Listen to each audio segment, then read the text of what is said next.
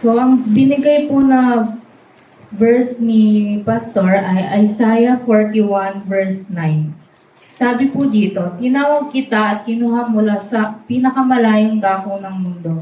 Sinabi ko sa iyo na ikaw ay aking lingkod. Pinili kita at hindi kita itinakbo. Sinasabi lang po dito na pinili po tayo ni Lord kahit pa sobrang layo natin sa Kanya at tayo po ay ginawa niyang tagapaglingkod niya.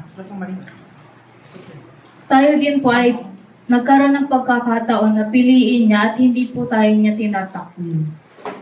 So ano po ba yung paraan na pinakilala ng Diyos ang kanyang sarili sa mga taong pinili niya?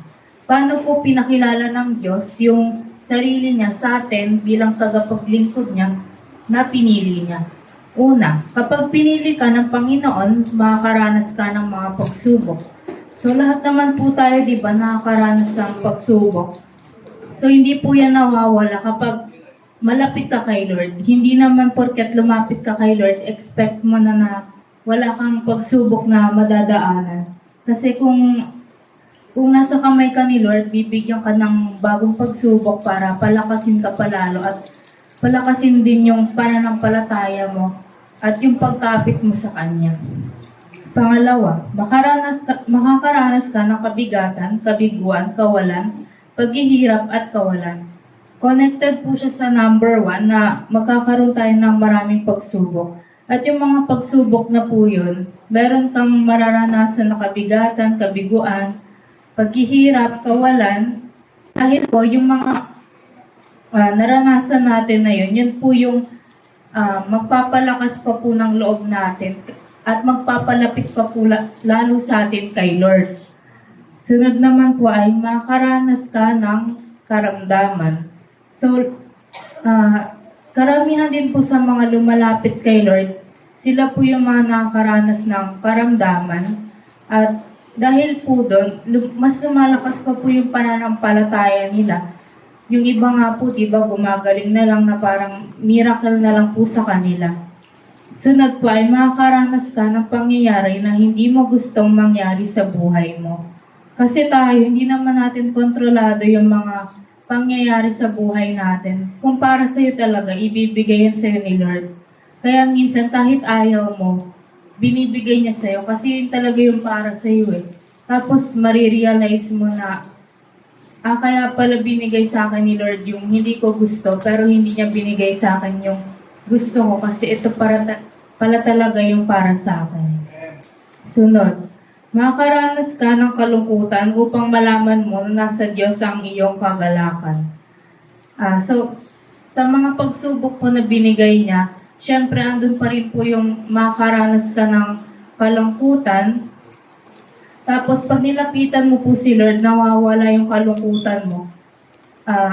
Yun po ay para malaman natin na kay Lord po yung kagalakan natin. Na kapag nalulungkot tayo, andyan naman siya lagi para lapitan kahit anong oras, kahit saan pa yan.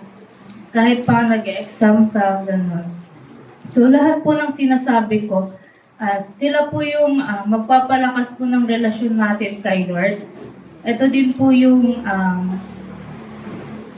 paraan kung paano pa po pinapalakas ni Lord yung pananampalataya natin at mas lalo pa po niya tayong piliin bilang tagapaglingkod niya. So, bago ko po i-end yung life coaching, manalangin po muna tayo. Lord, salamat po sa pagkakataon na binigay niyo na makapag-share ako ng verse dito at sa salita mo, Lord God, na-share ko ngayon. Lord, gabayan niyo po sila at sana, Lord, tulungan niyo po sila na i-apply po yung mga natutunan nila mula sa aking mga shinare. Lord, patawarin niyo rin po sila sa mga kasalanan na gawa nila. At ilayo niyo po kami sa kalungkutan, sa karamdaman. At bigyan niyo po kami ng lakas na harapin yung mga pagsubok na binibigay niyo sa amin, Lord. At tulungan niyo po kami na mapapalapit pa sa inyo at mapalakas yung relasyon namin sa inyo. Yan lang. Ay, sige ba? Meron pang mali. Thank you po.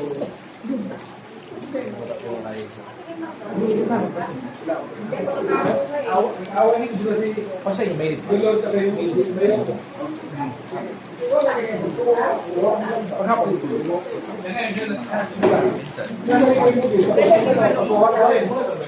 Mukha pala, parang saan na kumukha nila? Sa Wi-Fi? Sa Facebook? Pwede walang internet na nakaraan sa TNT, walang signal nakaraan. Ang lahat? O lahat, di ba? Lahat? Ay, smart hindi. Smart din, di ba? Ang gusto na smart eh. Parang yung globe. Yung PM alam mo yan, yung PM meron. At baka nagka-problema. Right?